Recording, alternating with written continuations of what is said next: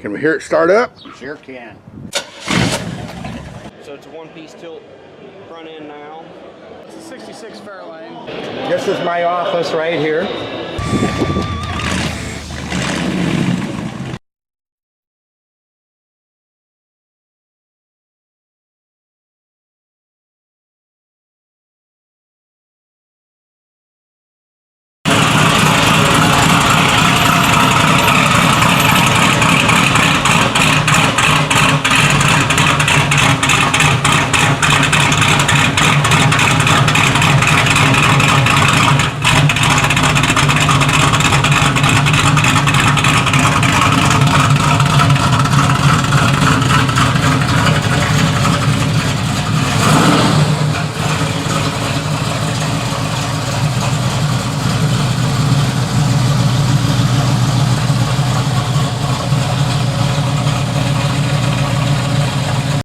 Hi, Randy Bybee, Awesome Cars Forever. We're here today with Steve and his son Jackson. They're going to tell us about this 1967 Camaro that is just awesome.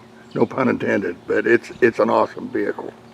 Well, thank you again for coming out and taking a look at our car. It's something that we've owned for a really long time, and we're very, very proud of it.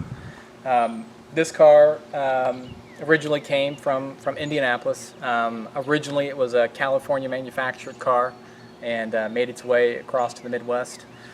We've been really lucky, and I'm proud to say that we've owned this car since 1995, late 94, 95.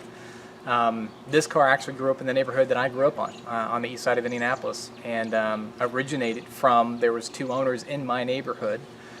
There wasn't too many glamorous things that happened in my neighborhood on the east side of Indianapolis, but this car was born and raised there. And the gentleman that owned it before me worked at Community North. I think he was a respiratory therapist, worked there for a number of years, and drove this car to the hospital every single day. And I remember getting home off the school bus from the time I was 4th, 5th grade up until middle school and then high school.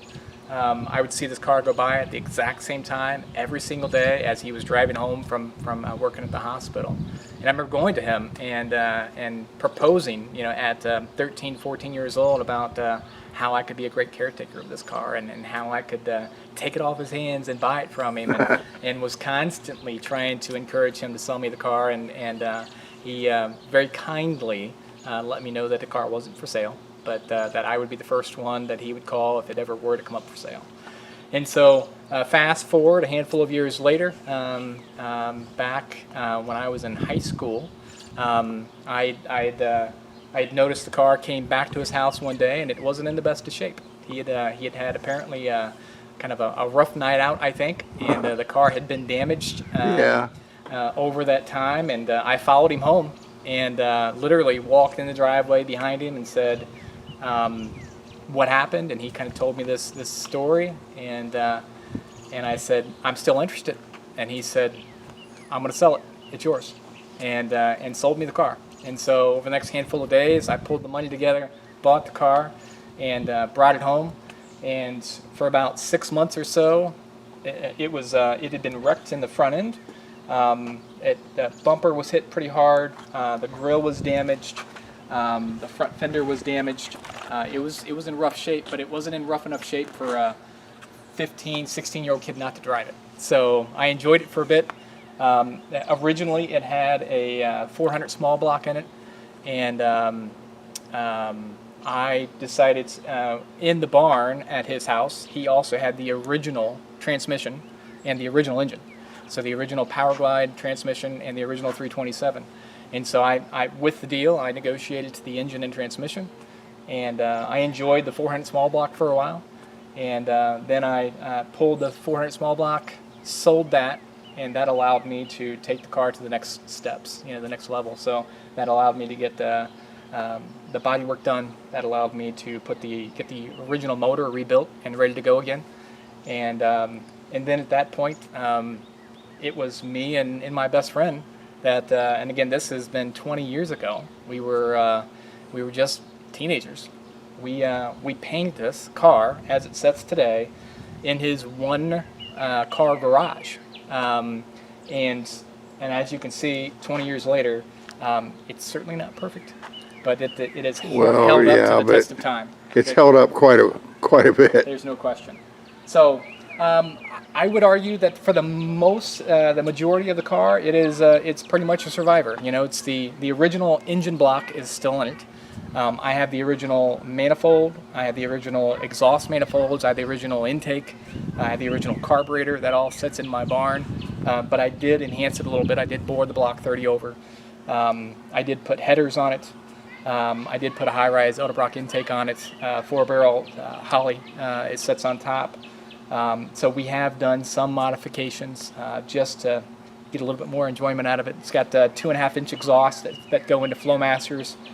So it sounds great, and it gives you just a little bit more pep than the original 210 horsepower they had when they first came off the line. Yeah.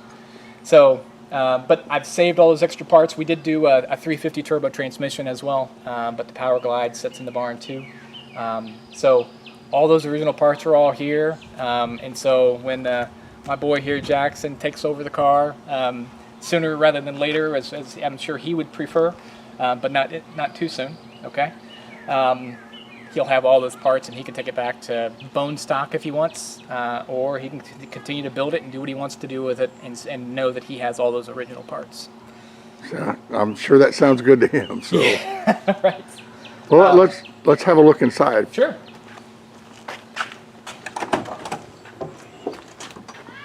The seats were recovered, but the dash, all the gauges are all original. They did enhance the gauges with the additional fuel gauge, oil pressure gauge, temperature gauge down there at the bottom. That was not that didn't come stock. That was something that somebody decided they wanted to pay extra for. The deluxe interior, the same thing. All these cars came with standard interior, but somebody decided to spend the extra money and put the deluxe interior in, which I think it really adds to the quality and the feel of the interior of the car. They say these cars hold 4 people, and I would agree they do, but it certainly is not comfortable. A couple of kids back there is just fine, but aside from that, 2 people fit really comfortably, and it's really a very, very enjoyable car to drive. The floor pans are all original. As far as the body panels go, the quarters are all original, the trunk's all original. The only body panels on this car that have ever been changed has been a front fender from where it was hit in the front end, a grille, and it's got an original OEM bumper that I replaced on it. But aside from that, all the sheet metal is all the original sheet metal back from '67. That's nice. Let's have a look in the trunk of this one. Sure. Let me grab a set of keys here for you. Excuse me. Lord only knows what's in the trunk. It's been a minute since we've opened the trunk, so no bodies, so that's good news. Yeah, that's real good news. But this is the sheet metal in here is all original as well. You know, these cars suffered pretty badly from rusting out around the shock towers, and the trunks would rust out pretty bad. Amen. They did do that, yes. And this is all original.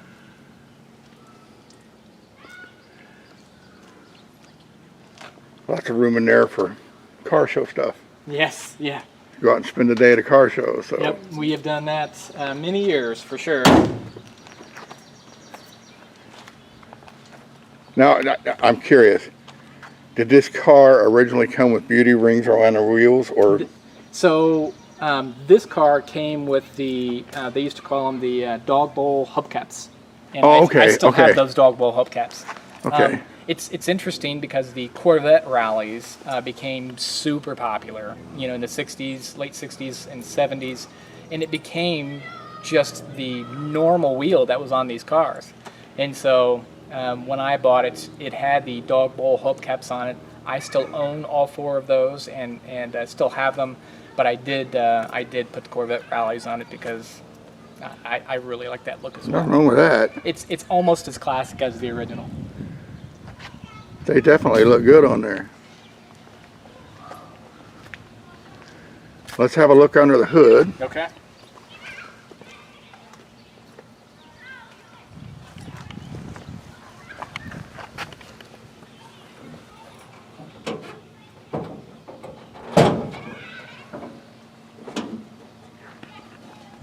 Oh yeah.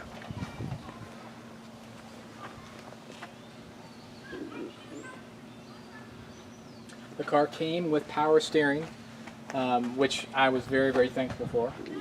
I did enhance it to power brakes, just for safety purposes more so than anything. I wanted this car to be something that we could go out and drive to Michigan or drive to Ohio and enjoy a car show a little further away from home. And so changing the power brakes, changing over to power brakes was something that was important to me. Well, we got to hear it run again. Okay, let's do it.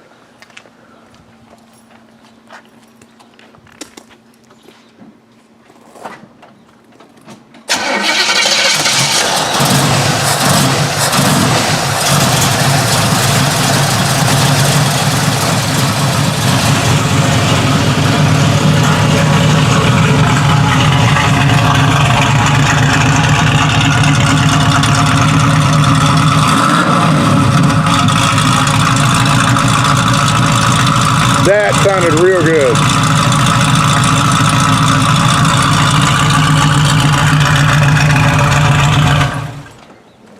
That sounded real good. It's been a great car for us.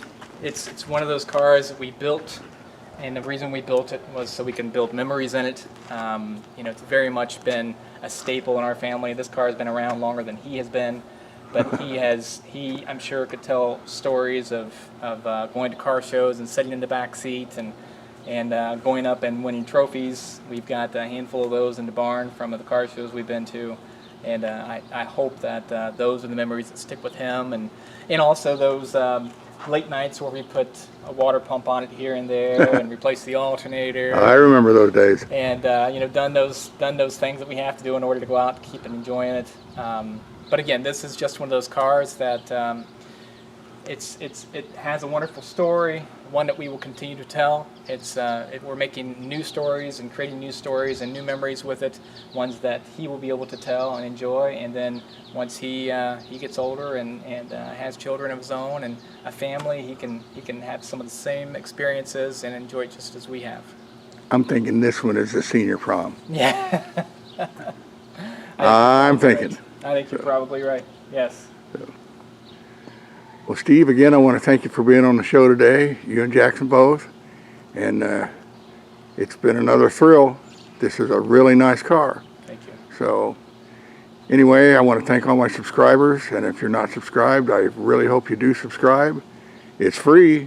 So anyway, we'll see you next time on Awesome Cars Forever. Thanks.